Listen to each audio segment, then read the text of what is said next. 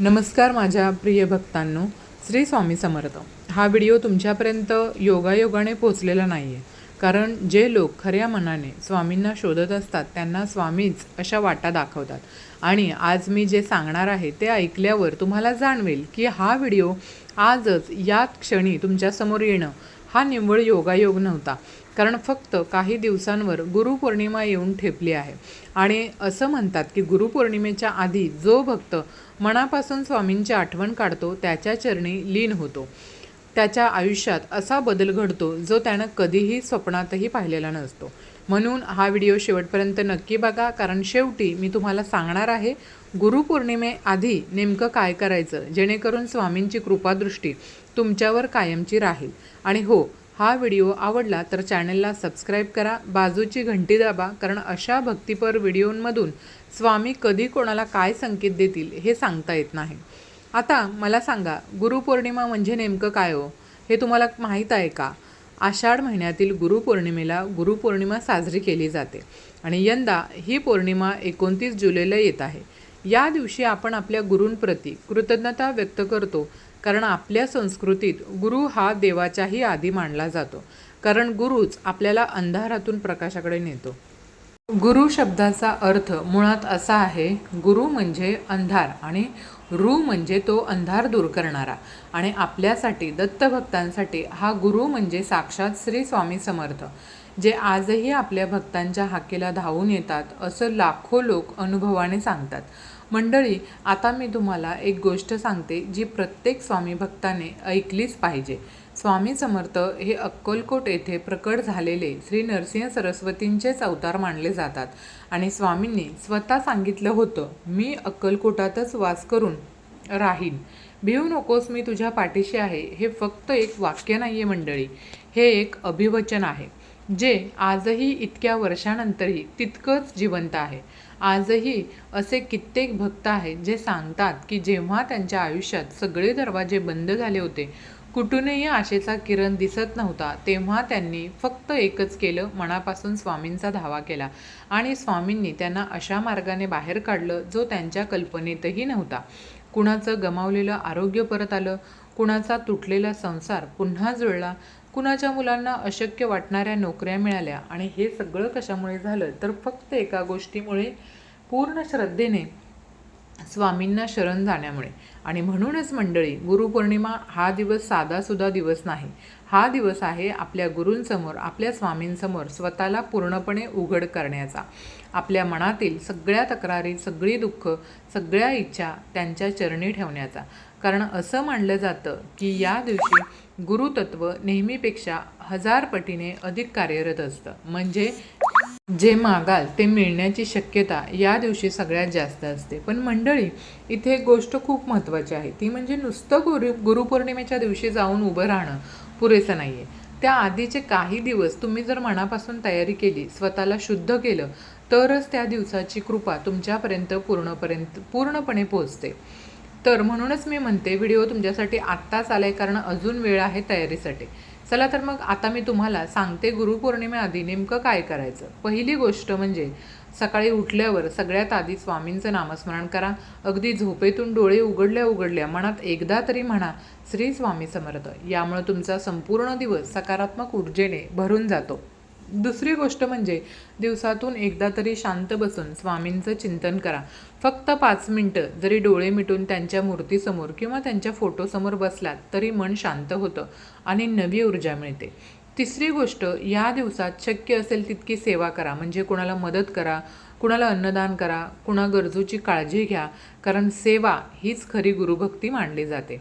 चौथी गोष्ट म्हणजे या काळात कुणाबद्दलही मनात राग, द्वेष किंवा काही विचित्र भावना ठेवू नका, कारण मन जितकं स्वच्छ तितकी कृपा जास्त लवकर उतरते.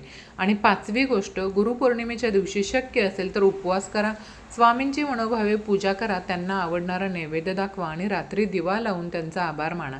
आता मंडळी, मी तुम्हाला अजून एक गोष्ट सांगते जी फार कमी लोकांना माहीत आहे. गुरुपौर्णिमेच्या आधीच्या 13 दिवसांना विशेष महत्त्व आहे असं अनेक जुने भक्त सांगतात. या 13 दिवसात जर तुम्ही रोज न चुकता स्वामींचं नामस्मरण केलं तर तुमच्या आयुष्यातील जुनी बंधनं, जुने अडथळे हळूहळू सैल होऊ लागतात असा अनुभव अनेकांनी सांगितला आहे. म्हणजे बघा, आज कोणती तारीख आहे आणि गुरुपौर्णिमा कधी आहे याचा विचार करा आणि आजपासूनच सुरुवात करा. कारण उद्यापासून सुरुवात करू असं म्हणत राहिलात तर तो एक दिवस तुमच्या हातातून निसटून जातो आणि स्वामींची कृपा वेळेची वाट बघत नाही. ती त्या भक्ताची वाट बघते जो आजचं पहिलं पाऊल उचलतो. आता मी तुम्हाला एक अगदी साधी पण खूप परिणामकारक गोष्ट सांगते. जर तुम्हाला मनात कोणती खोल इच्छा असेल, मग ती नोकरीची असो, आरोग्याची असो, लग्नाची असो, संसारात शांतीची असो, तर एक कागद घ्या, त्यावर मनापासून ती इच्छा लिहा आणि गुरुपौर्णिमेच्या दिवशी स्वामींच्या फोटोसमोर किंवा त्यांच्या मंदिरात जाऊन ती मनोमन त्यांच्या चरणी अर्पण करा आणि मग विसरून जा. कारण बघा, एकदा स्वामींच्या चरणी काही ठेवलं की त्याची काळजी करत बसायची नसते. ती जबाबदारी आता स्वामींची असते. आणि मंडळी, हजारो भक्तांचा हाच अनुभव आहे की जे मनापासून पूर्ण विश्वासानं असं करतात त्यांच्या आयुष्यात हळूहळू पण नक्की बदल घडतो. कधी लगेच, कधी थोडा वेळ घेऊन, पण घडतोच. मंडळी, आता एक शेवटची आणि सगळ्यात महत्त्वाची गोष्ट सांगते, ती म्हणजे स्वामींकडे मागताना कधीही अधीर होऊ नका किंवा कधीही अशी शंका मनात आणू नका की माझं ऐकलं जाईल की नाही. कारण शंका ही सगळ्यात मोठी भिंत असते. श्रद्धा आणि कृपेच्या मध्ये स्वामी म्हणाले होते, भिवू नकोस, मी तुझ्या पाठीशी आहे. हे वाक्य फक्त एकदा वाचून विसरण्यासाठी नाही आहे. हे वाक्य रोज मनात घोळवण्यासाठी आहे. जेव्हा जेव्हा मनात भीती येईल, अस्वस्थता येईल, तेव्हा तेव्हा हेच एक वाक्य म्हणा, भिवू नकोस, मी तुझ्या पाठीशी आहे. आणि बघा, त्या शब्दांमध्ये किती ताकद आहे. तर मंडळी, आज आपण पाहिलं की गुरुपौर्णिमा हा दिवस किती पवित्र आणि किती शक्तिशाली आहे आणि त्याआधीचे हे काही दिवस आपल्यासाठी किती मोलाचे आहेत. तेव्हा आजपासूनच सुरुवात करा. रोज नामस्मरण करा, मन स्वच्छ ठेवा, सेवा करा आणि पूर्ण श्रद्धेने स्वामींच्या चरणी शरण जा. आणि हो, गुरुपौर्णिमेच्या दिवशी नक्कीच स्वामींचं दर्शन घ्या किंवा घरीच मनोभावे पूजा करा. आणि हा अनुभव तुम्ही घेतल्यावर आम्हाला कमेंटमध्ये नक्की सांगा तुमचा एक अनुभव. कदाचित दुसऱ्या कुणाच्या तरी आयुष्यात नवीन आशा जागवेल. मंडळी, आता मी तुम्हाला अजून एक फार सुंदर आणि तितकीच महत्त्वाची गोष्ट सांगते. बघा, गुरुपौर्णिमेला वेदव्यास पौर्णिमा असंही म्हणतात, कारण या दिवशी महर्षी वेदव्यासांचा जन्म झाला असं मानलं जातं. वेदव्यासांनी वेदांची विभागणी केली, महाभारत लिहिलं आणि 18 पुराणं रचली. म्हणूनच त्यांना आद्य गुरु म्हणजे पहिले गुरु मानलं जातं. आणि म्हणूनच या दिवशी आपण फक्त आपल्या स्वतःच्या गुरूंचीच नाही तर या संपूर्ण गुरु परंपरेची पूजा करतो. स्वामी समर्थांपर्यंत ही जी ज्ञानाची, कृपेची परंपरा पोचली आहे ती याचमुळं गुरुतत्वातून आलेली आहे. त्यामुळं या दिवशी तुम्ही मनोमन त्या संपूर्ण परंपरेला नमन करा. आपले आई वडील, आपले शिक्षक, आपल्या आयुष्यात ज्यांनी ज्यांनी आपल्याला काही शिकवलं त्या सगळ्यांचेही आभार माना. कारण गुरुतत्व फक्त मंदिरात नसतं, ते आपल्या आयुष्यात मार्गदर्शन करणाऱ्या प्रत्येक व्यक्तीत असतं. आता मंडळी, मी तुम्हाला एक साधा पण अतिशय प्रभावी उपाय सांगते, जो अनेक जुने भक्त पिढ्यानपिढ्या करत आलेले आहेत. गुरुपौर्णिमेच्या दिवशी सकाळी लवकर उठून स्नान करा, स्वच्छ वस्त्र परिधान करा आणि सगळ्यात आधी घरातल्या मोठ्या माणसांना म्हणजेच आई वडिलांना, आजी आजोबांना नमस्कार करा. कारण तेच आपले पहिले गुरु असतात. त्यानंतर स्वामींच्या फोटोसमोर किंवा मूर्तीसमोर बसून एक तुपाचा दिवा लावा आणि 51 वेळा किंवा शक्य असेल तितक्या वेळा तुम्ही श्री स्वामी समर्थ हा जप करा. जपायच्या दरम्यान मनात कोणतीही घाई करू नका. प्रत्येक शब्द मनापासून श्रद्धेने म्हणा आणि जप झाल्यावर स्वामींना गोड पदार्थाचा नैवेद्य दाखवा. शक्य असल्यास त्या दिवशी एखाद्या गरजू व्यक्तीला अन्नदान करा किंवा वस्त्रदान करा. कारण दान हे गुरुकृपेचं दार लवकर उघडतं असं मानलं जातं. आणि मंडळी, शेवटी एक गोष्ट मनावर कोरून ठेवा, गुरुपौर्णिमा हा फक्त एक सण नाही आहे, हा दिवस आहे स्वतःकडे वळून बघण्याचा. गेल्या वर्षभरात आपण किती बदललो, आपण किती शिकलो, आपण आपल्या गुरूंनी दाखवलेल्या मार्गावर किती चाललो हे स्वतःला विचारण्याचा हा दिवस आहे.